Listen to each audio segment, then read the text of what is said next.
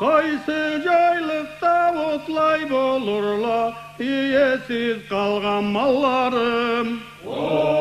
Sügenin erge kaçtı degende, kırılıp düştüle sallarım.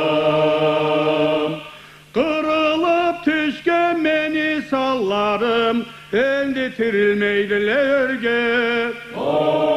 Ay bu bedişke kalgan nanesi, tirip kalgıyım ben yerge. Seneki sözlü olmasan edi, men bu bedişni körmezim.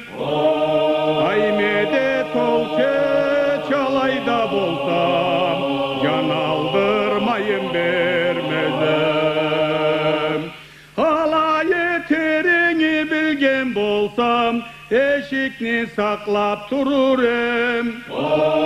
Antoba bolsun seni erkenge, men ulu çırma bolurum. Arı söz ayta köp kukalana, sen adamsızlık etkensin.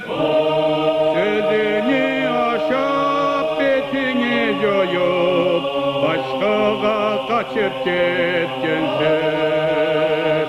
Ay medet Allah halkından bilsem, bilirim sana yeterni. İşanın başını taşar deyle, sen körür edin haterini. Senin kaldım de biçim kümeydi, vardı içimi küydürgen. Köbeterimi etme yozdurdum, oldu başını yerge yedirgen.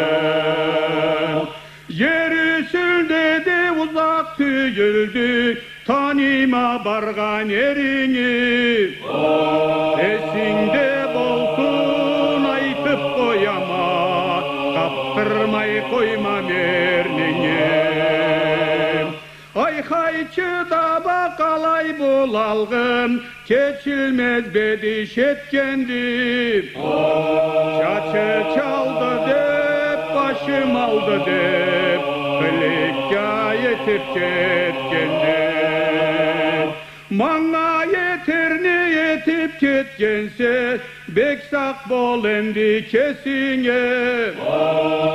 Terkölüp kettim senin nasibin,